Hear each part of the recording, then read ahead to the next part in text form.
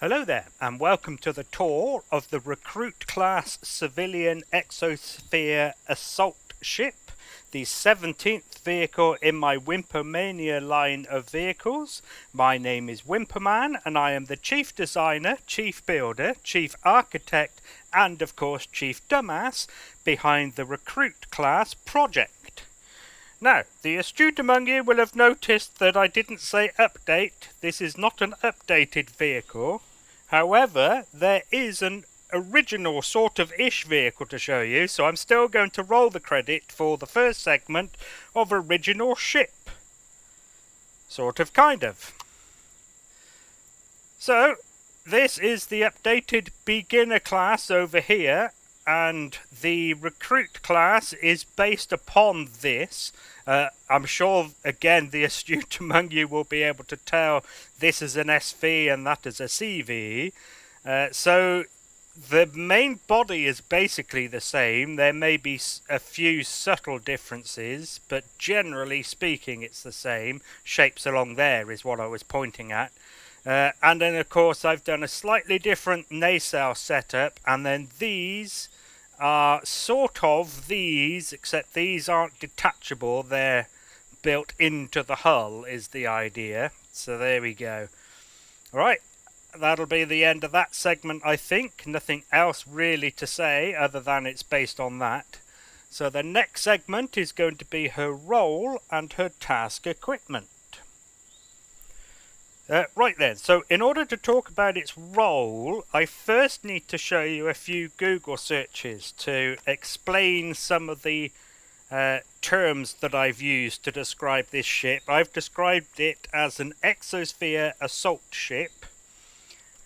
Let's open up the Google searches.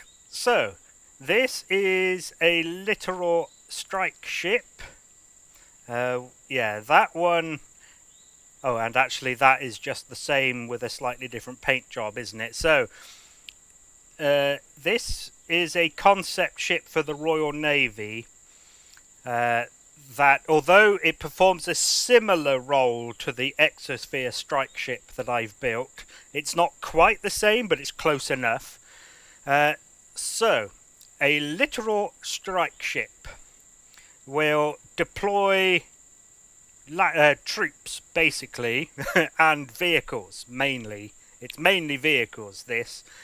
Ground vehicles, that is. So, the important thing of this that we need to talk about, and I'm sure you've seen it up here already, is the word littoral.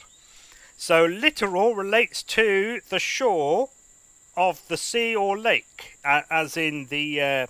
so, basically, just off the coast is the idea. So, a littoral strike ship will strike from just off the coast rather than out to sea, like a carrier would, for example.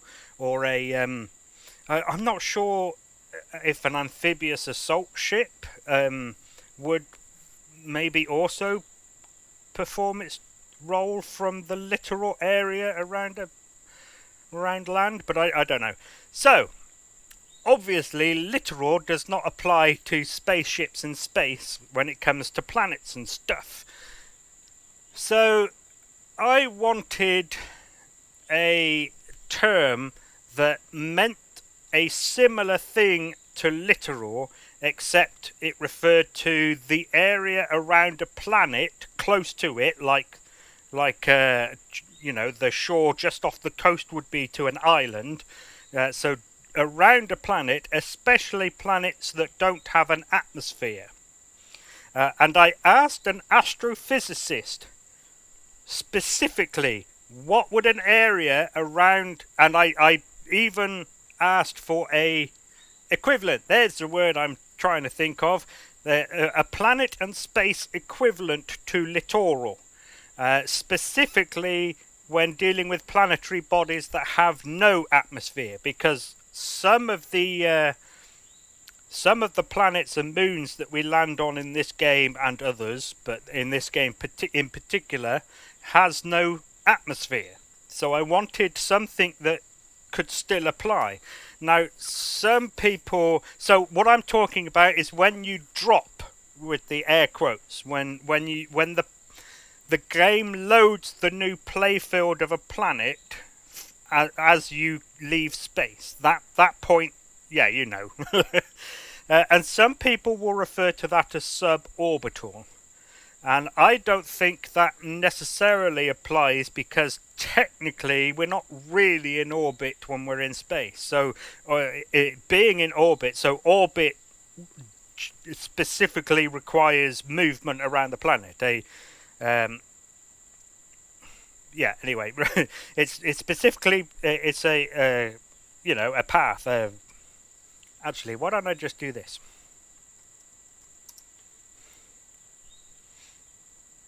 A revolution, that's the word I was actually looking for. So it specifically requires movement, because you need to revolve around the thing you're in orbit of in order to be in orbit. Whereas in this game, I mean, you can fly around a planet.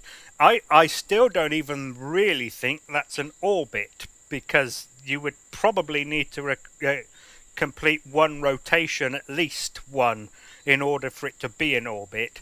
And we don't really. We fly around and past and to and away from. So I didn't want to use suborbital. So I asked the astrophysicist, and she said that exosphere is probably the closest thing that would be the equivalent to literal. So maybe it is. I mean, everywhere I found the word exosphere defined, it does mention that it is a layer of an atmosphere. So I don't know. But an astrophysicist said it, so I went with it. So that's the exosphere bit sort of explained. Now the assault bit, well, I use the term assault in the same way as an amphibious assault ship does, where it implies that there are ground troops, infantry, and probably ground vehicles too, performing some kind of attack on some kind of ground base or structure. You don't hear about the RAF in World War II performing bombing assaults on factories and things, do you? They're strikes, they're attacks, they're not assaults. The only time you really hear the term assault used in military, because obviously, the drunk chav in the street can assault you.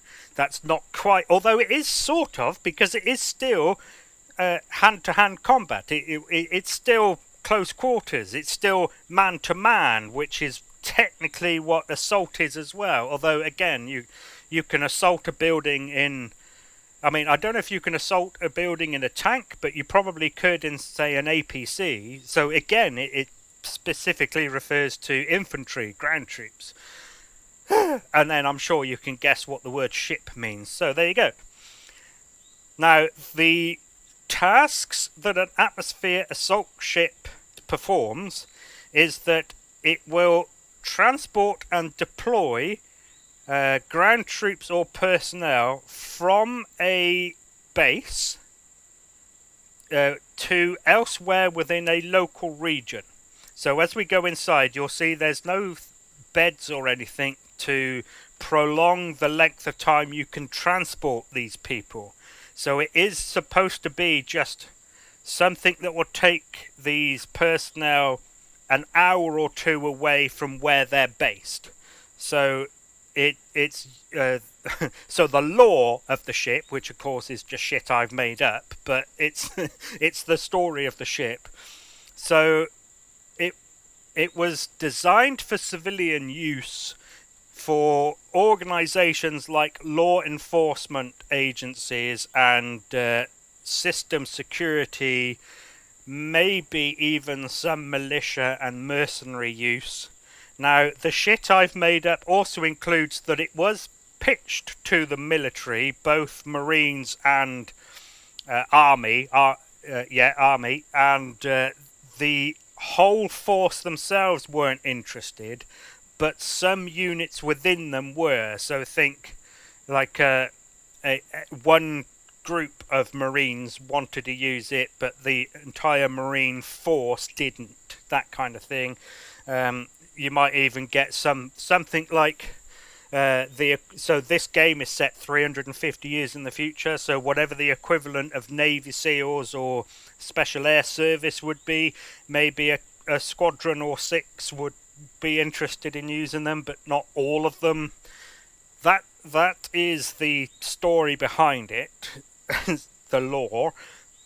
Once it has deployed the troops, it can either land and act as a forward operating base, or it can remain airborne and provide close air support to the troops it's just deployed. In order to facilitate those tasks, obviously, again, as I always say, thrusters would count. So it has the maximum allowed of the turrets that can be used within an exosphere. The game calls it an atmosphere, but it's not. Within the suborbit of a planet, when you drop out of orbit, whatever. Yeah, it has a maximum allowed sentry guns and projectile turrets. It has a mix of Gatlings and cannons, and we'll cover those later on, for attacking the ground after it's deployed the troops, or before, actually, if it needs to. And, of course, it has lots of seats for carrying the troops, and it has a garage bay at the back as well for carrying a few ground vehicles too. Right, that was a long-winded explanation, and that'll be the end of that segment. So the next segment is going to be its propulsion, handling and lift capacity. Right, so its propulsion then, starting with its forward thrust. It has 12 small jet thrusters for forward thrust, for forward acceleration. 6 there and 6 matching on the other side. For braking and reverse, it has 12 medium thrusters. So there are 12 of them, 4 in the front of each thruster nacelle. And in order to improve its braking and reverse, there's also a couple in the front of these thruster pack things on the sides. So descent, there are 12 small thrusters. Yeah, so there's 3 there in the top of the nacelle. Obviously 3 matching on the other side. And then also 3 at the top of each of these thruster pack things. Same on the other side. Lateral.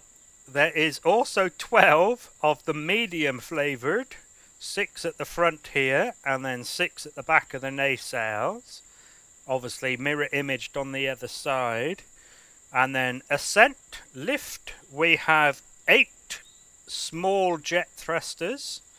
Yeah, so there's 2, and the astute among you will observe an off one there. But there are 2 in the bottom of each nacelle. And then also another 2 on the bottom of the thruster packs here. There is also 12, yes, medium thrusters. Again, 3 in the bottom of the nacelles and then 3 at the front here as well. And then the ones that are off are set to max lift. And they are, of course, the middle one of the small jet thrusters. So max lift is 4. Small jet thrusters. So its mobility, starting with its manoeuvrability, it will accelerate forwards at 54 meters per second squared. It'll accelerate in reverse at 47. 47 it'll also do laterally, same number of the same type of thrusters. Descent, it'll accelerate at only 20 meters per second squared. I don't want you to zoom downwards on a high G planet and land a bit too hard. It's not obviously quite as punishing in this as something like Space Engineers, for example, but that's why I give less thrust in the descent direction. And then lift is 83. With max lift on, the 83 goes up to 101. Its agility then, yaw 40 degrees per second, pitch 27, roll 67. And with max lift on, 27 pitch goes up to 29 and 67 roll goes up to 75. Right, it's also important to note that there are no RCSs. Why have I come in here? You don't need... There's nothing there to prove what I'm saying, or is there? Does it say? There's no RCSs on board. Yes, it does prove. And there is a warp drive. I don't know if it proves that somewhere either, but whatever. Okay, that'll be the end of that segment.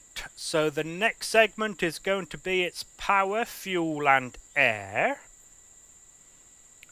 So, as usual with my tours, I'm going to tell you about this stuff now and then show you where it all is later on, unless of course I forget, like I sometimes do. So, power is provided by 4 large tier 1 generators. Fuel, it has 16 medium, aka tier 2 fuel tanks, and a pentaxid tank. It has 4 large O2 tanks, 9 air vents, 4 O2 stations, and it is fully compartmentalized. It has quite a few compartments, 1, 2, 3, 4, 5, 6, 7, 8 in total, I think. 10 if you include these little airlocks.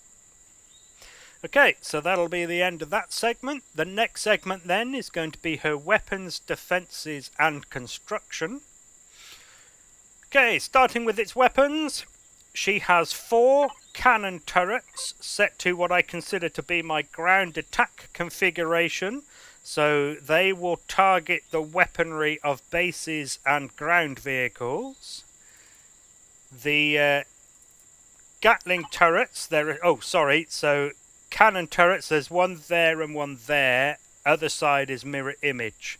The Gatling turrets, one on top of the head. There's one at the back there. There's also one on the chin.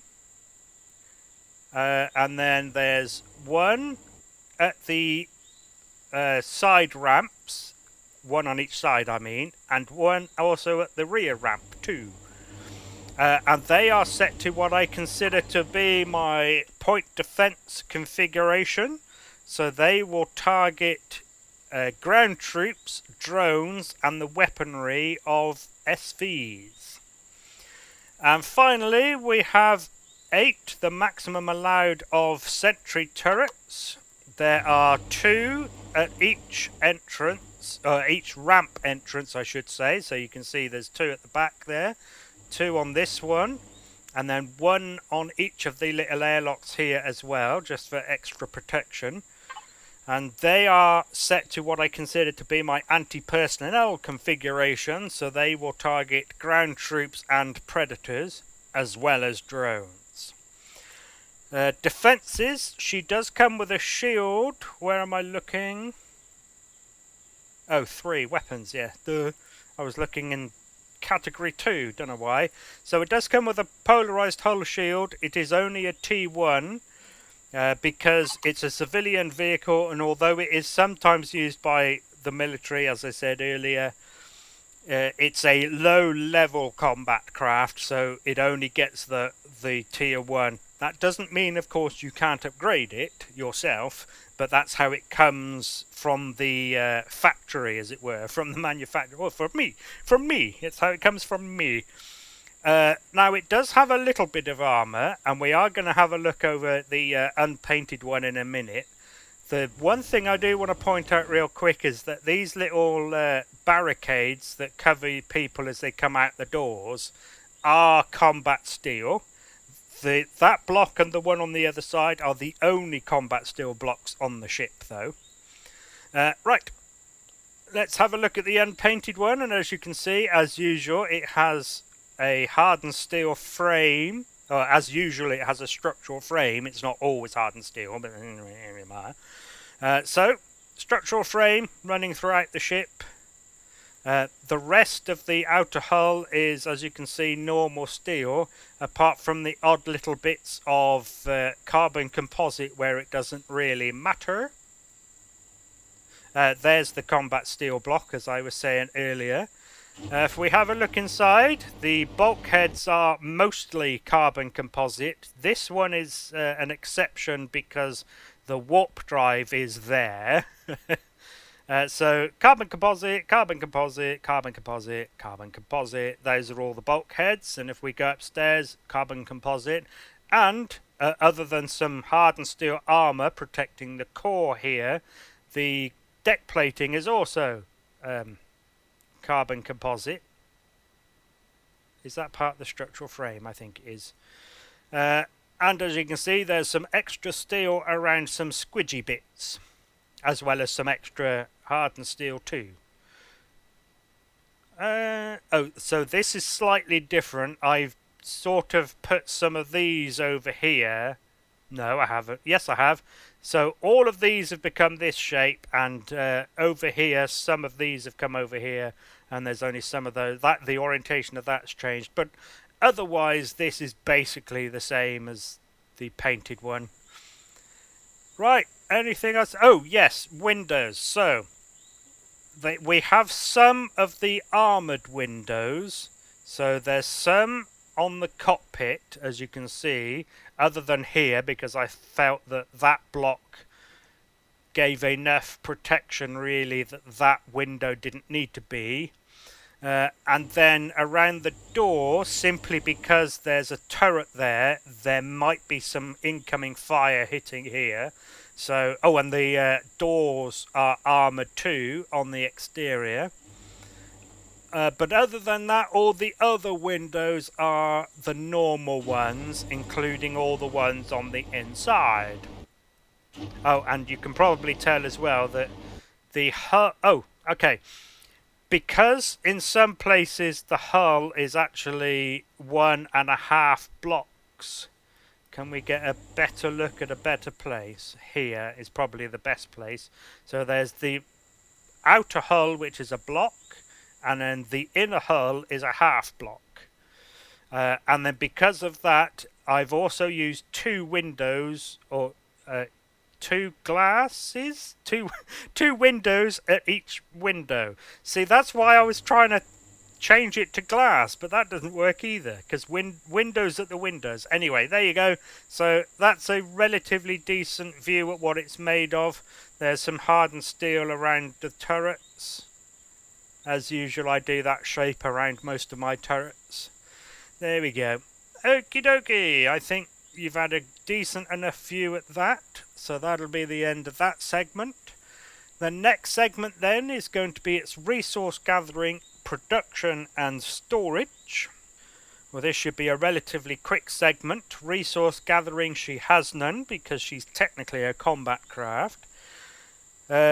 Production, she has two small constructors, a food processor, a repair station for repairing personal armour and small arms, a field repair station for repairing her own blocks, and a repair device, which the game calls a repair bay, with the repair device control console in the garage bay for fixing any docked HVs. Storage, she has two 48k SU ammo containers.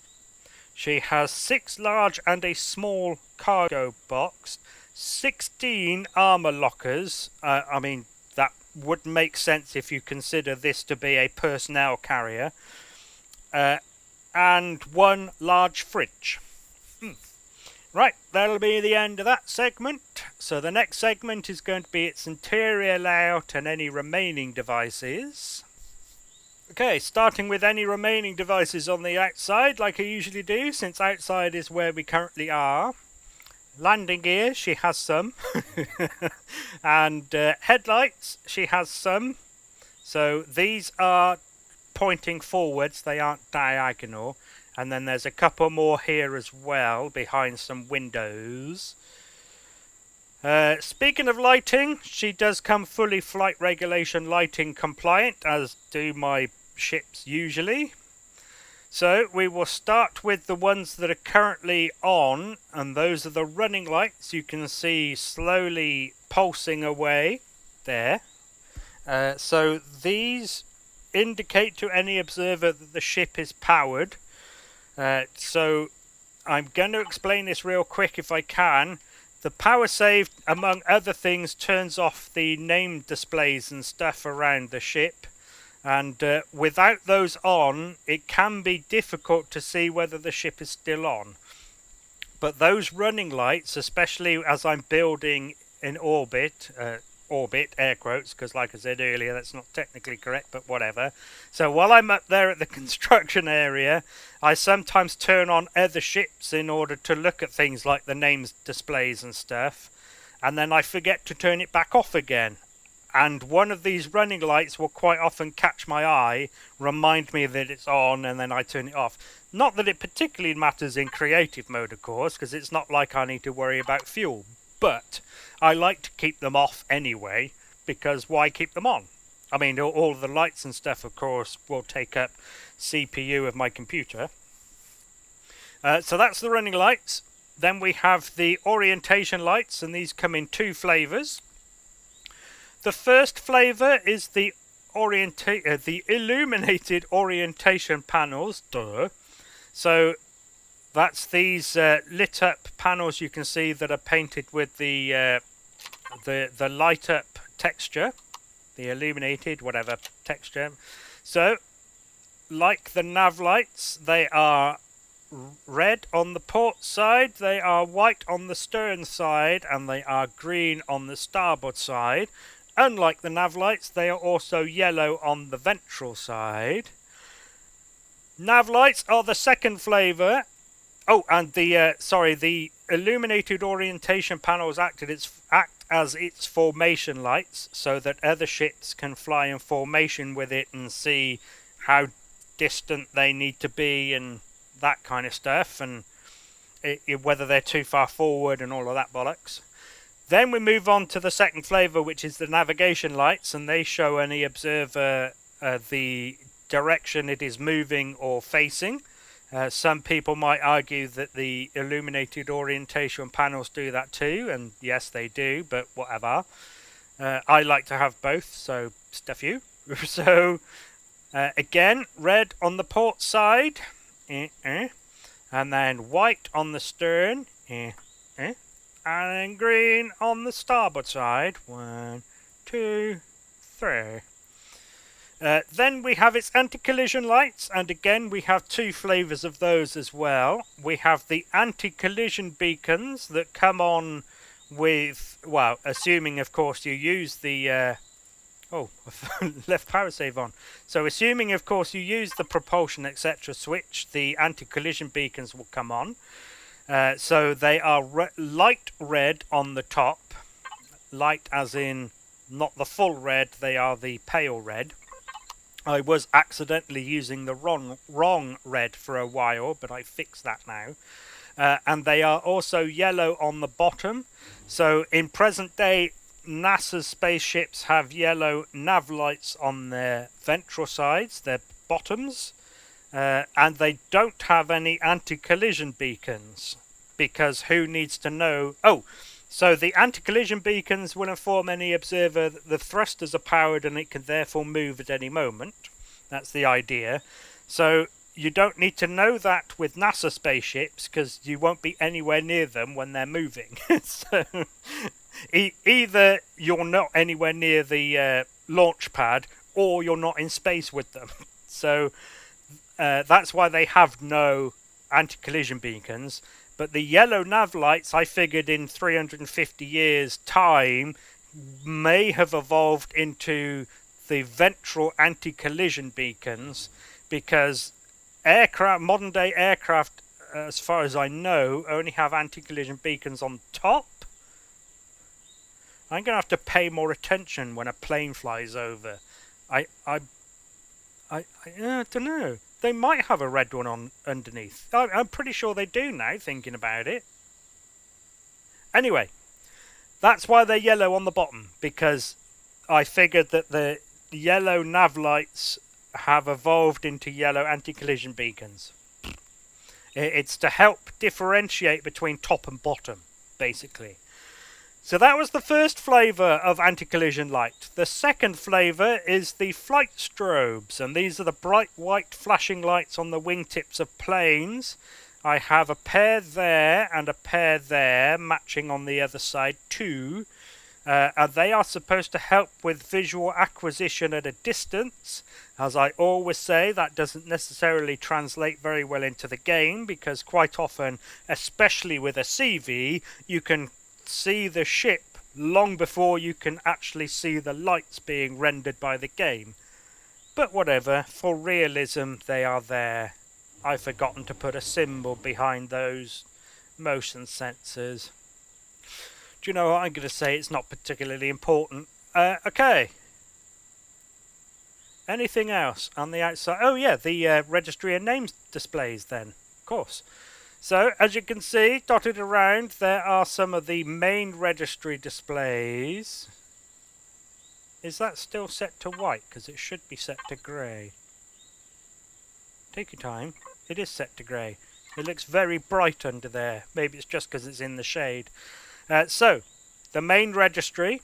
So, this is WM for Wimpomania, the line to which the ship belongs. 17 because it's the 17th ship in the line. And then the number symbols at the end you are supposed to replace with the number of which yours is. So if you can be bothered, you would to change that, you would see how many people are subscribed to this ship on the workshop. Add 1, because I have 1 and I'm not subscribed to the workshop.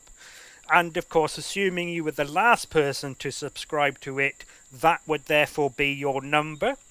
Mine will, of course, should be 001, because I have the first one. No one's going to know or care if you put 001 there. Of course, you can leave them as the number symbols if you can't be bothered to change it at all. Or you could put a number there that means something to you, your date of birth, or your house number, or your credit card PIN, for example. And like usual, it's mostly obvious which LCD projector projects what, because most of the time it's the only one nearby. So that was the main registry. Here we have the full registry and its class and type. As usual, the full registry includes the main registry, but also some extra bits at the front as well for additional clarification.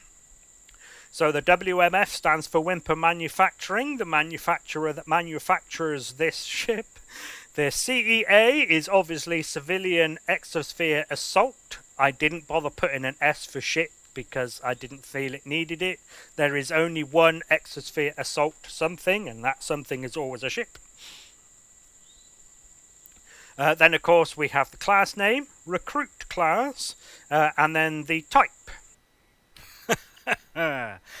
Editing Wimp here. I've just noticed my spelling mistake. Exosphere.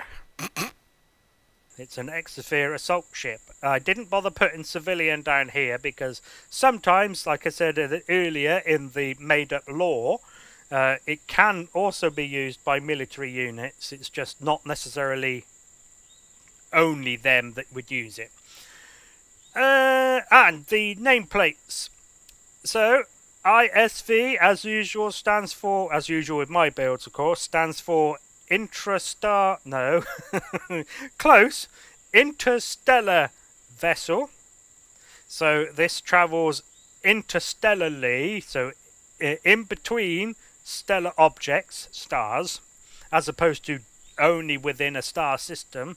And then, of course, you can name the ship, and like I said, the projectors are always relatively obvious. Likewise, you can name your ship in the P menu up here too, and of course you can either name it Recruit, or you can leave it as ship name, or you can call it Boaty McBoatface. It doesn't really matter, but if you have a name you would like to name it, then name it the name you want to name it. Righto, anything else on the outside? I think everything else is inside. Right, let's talk about the ways in. So there's an airlock here with an extendable walkway. And as you can see, the airlock isn't particularly big. It just has an O2 station and a light and a sensor, but that's that's it. And the idea of that is, of course, that the flight crew would use that to embark and disembark at the beginning and end of missions. Then round the back, we might as well, we have the ramps and the doors into the garage bay. Of course, the ramps, the doors, and some of the lights are on a motion sensor, that one there. And then we have the troop disembarkation and embarkation ramps and doors and stuff. Again, the ramp and some lights are on a motion sensor, that one there, the one I noticed had the missing symbol. We go in through the door, which is of course automatic, and we come into the foyer lock. It's a nice big space because there would probably be lots of people coming in and out. I did consider doing a 3-wide shutter here, but the idea of having a door in the middle is so that you have some protection as you come out. Whereas if this was a 3-wide one and you went out through there, there's nothing in front of you to take any incoming fire. Let's go backwards first into the rear personnel cabin, and as you can see, we have seating for 9 on both sides, plus 3 armor lockers on each side. So the idea of this is when it's being used by a military unit, a military section, what some people in the world might call a squad, is 8 infantrymen made up of 2 fire teams of 4. And so if you have a look at my commando class orbital assault ship, if you have a look at some of the offices there, you will see what I consider to be the military structure at this point in time, 350 years in the future. So what's that, 2375, obviously. So because 2375 doesn't actually exist yet, and I needed rank structures of military organizations in order to do some of the signage and screens on the commando class, I had to make it up. And I sort of mashed Britain and America's rank structures together, kind of military structure. So, even though they're called sections and not squads, they are sort of an amalgamation of both. So the idea is that there is a sergeant as an NCO in command of the section, with a corporal as the second in command, the NCO second in command. And then the sergeant would also be in command of Fire Team Alpha, and the corporal would be in command of Fire Team Bravo. Then Fire Team Alpha and Bravo would also have a Lance Corporal in each as the second in command of the fire team.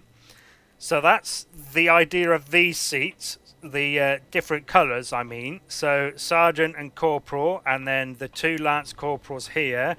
Then you'd have the privates. And then this browner seat is supposed to be for the officer in command of the section, which would be a second lieutenant, or lieutenant if you prefer. Of course, if this is being used by law enforcement or system security or militia, maybe that wouldn't apply, so in which case it's just you'd have 9 seats for a group of police or whatever. Anyway, so that's that in here. Automatic door again into the garage bay, where we have the repair device. So in case you give a shit, the reason I call this a repair device instead of a repair bay is because I consider a bay to be an actual area on a ship. So a repair bay would be a hangar bay that deals with repair. So if repairing vehicles was all this bay was for, then this whole room would be the repair bay. That's why I refer to this as a repair device. I'm sure nobody cares, but there you go. windows up into the upstairs, and of course the as I showed you earlier, the back door here is automatic. There's nothing else in here. Moving forward then, we have another personnel cabin, same as that one back there. Then we have what I call the contingency room, really only because I couldn't think of another name for it. So this has some equipment and some medical stuff and some toilets. So like I said, one of the things this ship could be used for after it's deployed the troops, either it stays where it deployed them or it flies off and lands again, and then it acts as a bit of a forward operating base. Of course, ground troops could take casualties, so that explains the medical equipment. And if you find yourself in a survival situation where the ship can't take off or has been shot down or something, there are constructors on board and a fridge and a food processor in order to keep the crew alive for a bit. I'm going to come back to the cockpit in a minute. We're going to go upstairs first. This door is manual. Only really to divide the cockpit, the flight crew, from the personnel being transported. Right, we're going to go up and forwards first. These doors are manual too. So we have what I call the equipment room. The ammo is in here, a little bit of storage, and then some shutters covering up a Wi-Fi and the detector. Okay. This door leads into the engineering section where there are armor lockers for storing radiation and temperature protection things for your armor. One of the gravity generators is there underneath the core. O2 tanks are there. As I said earlier, there are 4. The other 2 are over there. CPU extenders are there. Fuel, some of it is there. Some of the rest is there. That's not all of it though. Pentaxid tank. The tier 1 shield generator is in this bit. Access to the warp core. I do this in every video. Warp drive. This isn't Star Trek, it's a warp drive. Okay, is there. Here we have the port reactor, and as I've said in other videos, but I'll say it again, I refer to a group of generators as a reactor simply as something to call it, kind of. So there we go, we have 2 large tier 1s. Additional access to the warp drive core, drive core. Whoops. There's the repair console for the repair device down there. If we run round to the other side, you will find the field repair station with C3PO there. Right, before I go to the cockpit, let's show you some of the other stuff. So, we have another gravity generator up here, just above the front of the garage bay, there-ish. And then right at the back, as you can see, is another wireless connector. There is also more fuel in the nacelles, the thruster nacelles. Oh, there's also access to some of it from the outside at the bottom.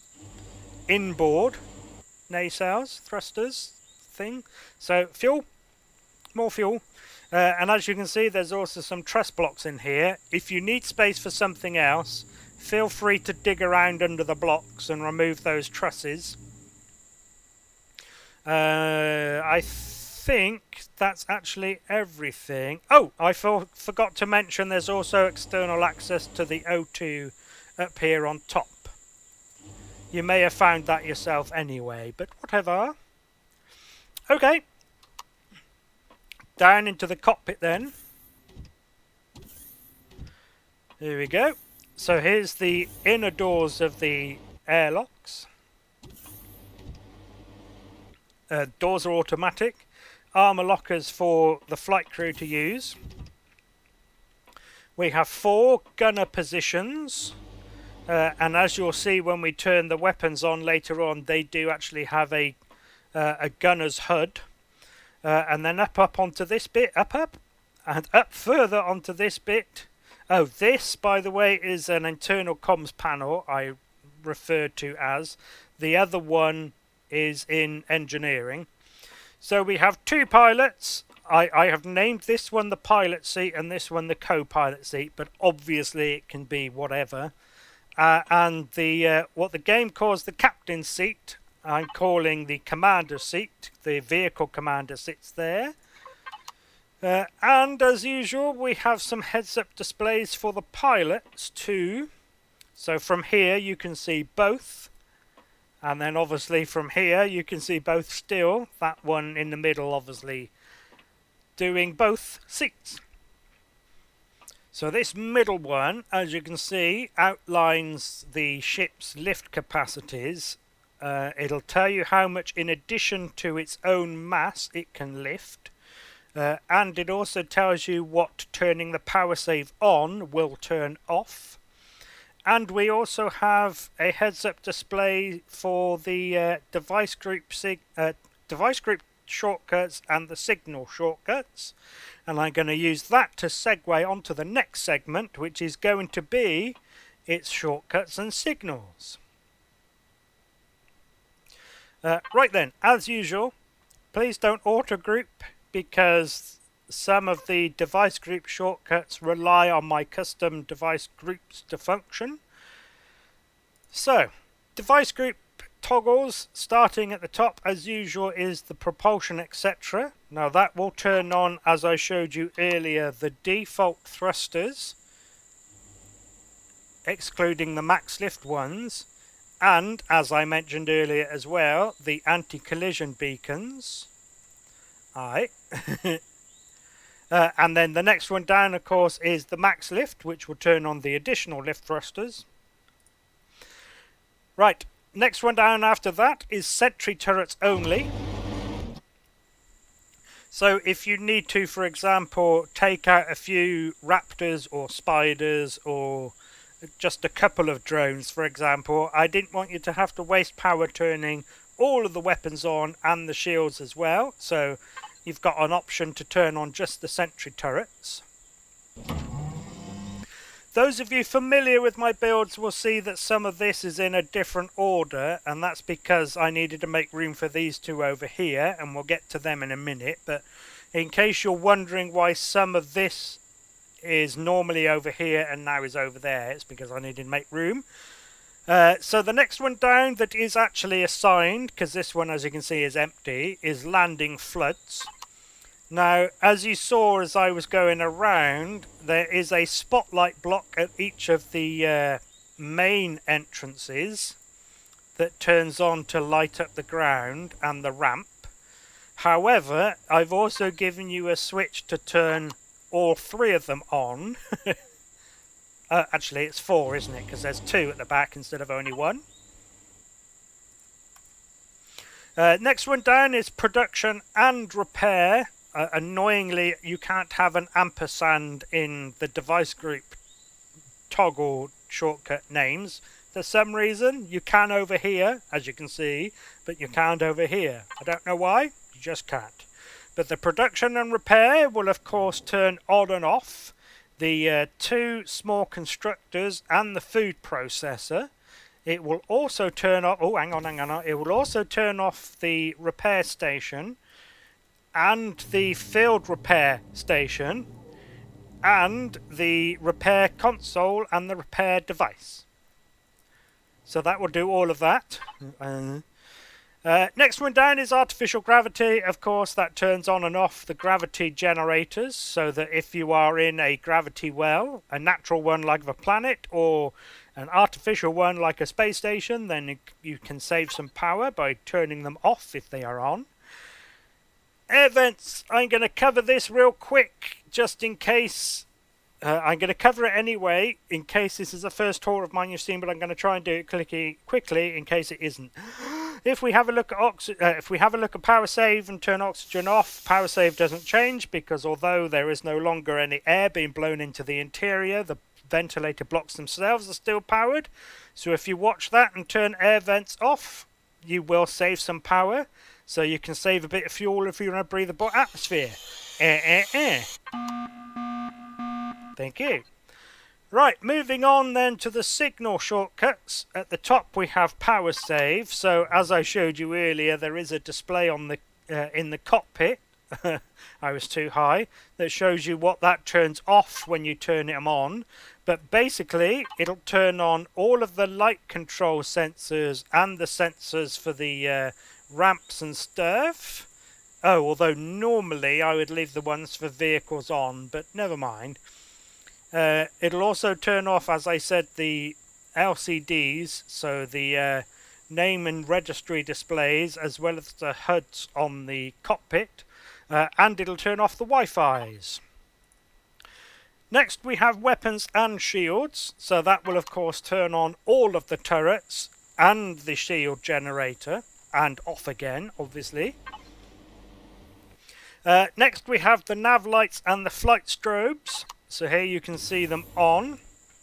So as I said earlier, nav lights are red on the port side, and white on the stern, and green on the starboard side. And then the nav lights are the bright white flashy flashes flashing away there. As you can see, I've offset the rear pair to the front pair, and I've made the gap between the front pair flashing, no, the rear pair flashing and the front pair flashing again to be a longer duration than between the front pair and then the rear pair. Whatever. Okay. So, next we have the ready to deploy lights and the deploy lights. So this is for the flight crew, specifically the vehicle commander. So the idea is that if you're a troop sat here, the flight crew at the front in the cockpit can inform you when you need to be ready to deploy. So maybe a minute or two away from landing, they would activate the ready to deploy lights. As you can see, they are red steady on lights in the personnel cabins and in the garage bay.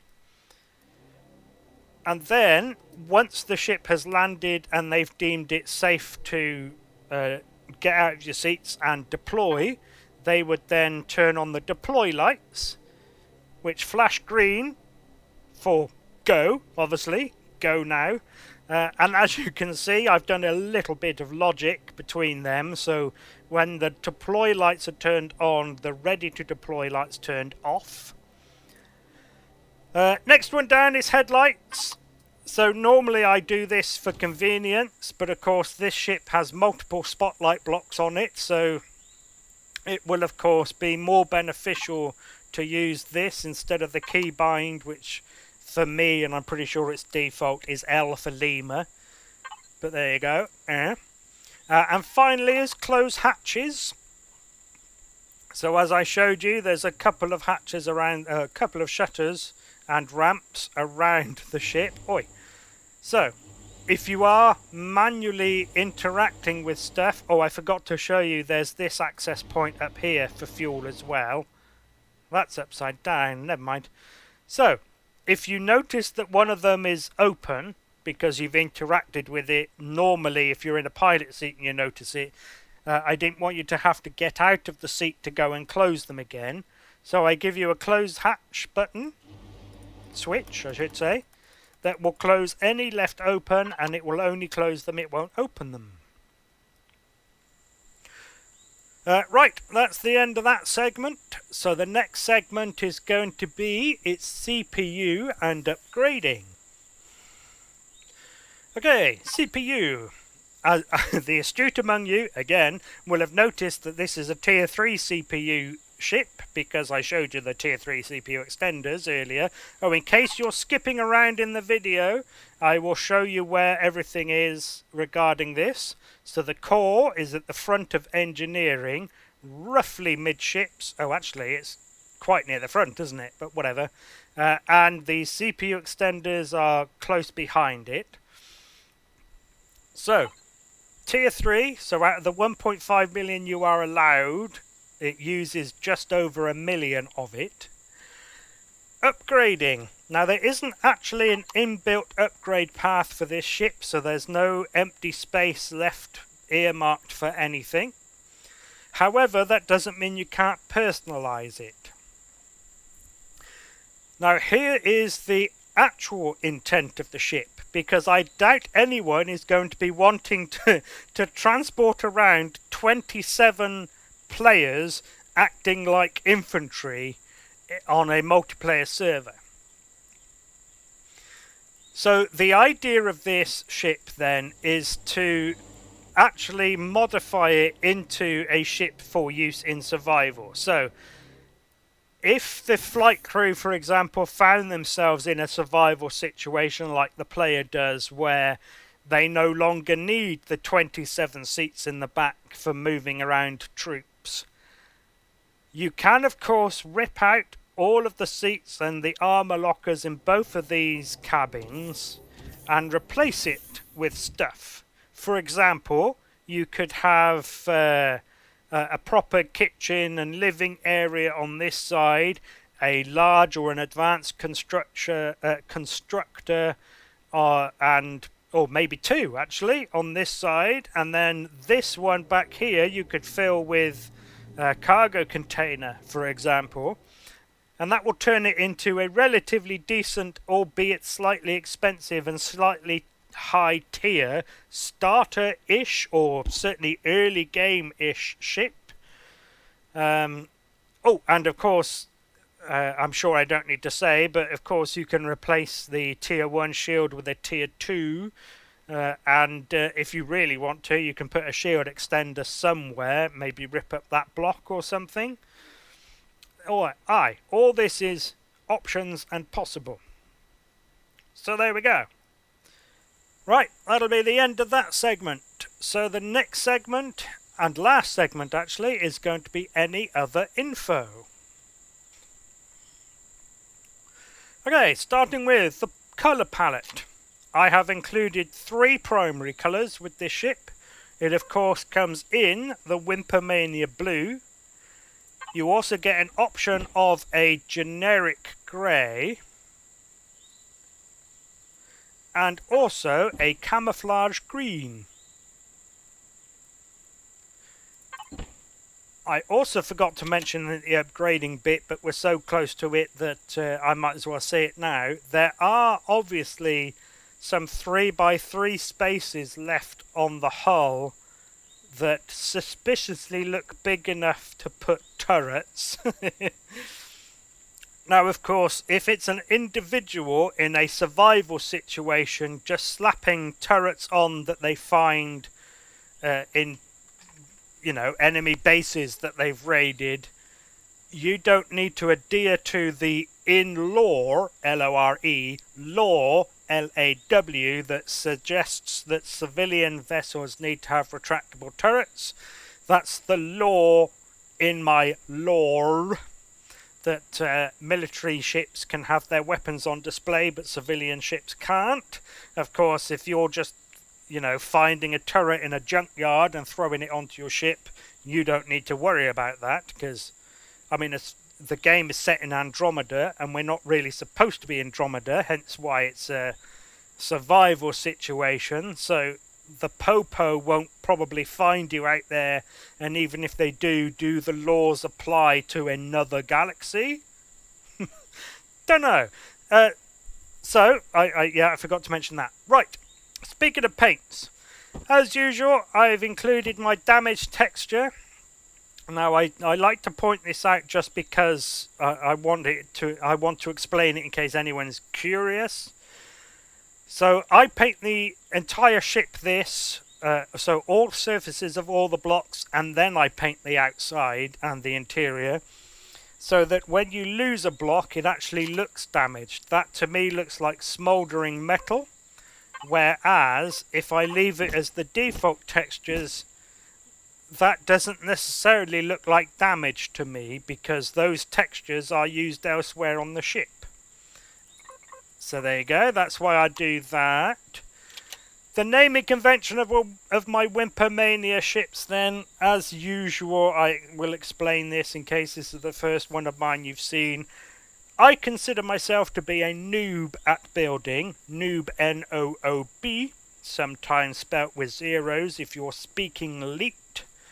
So when I came up with the names for the Wimpomania line of ships, I decided to have words that mean newbie, N-E-W-B-I-E, as in someone who is new at something, or words that mean someone who is the first at something, or of course the synonyms of those words, which is why you end up with things like the freshman and the frontiersman and the pioneer and the beginner and the probationer and the recruit here, for example.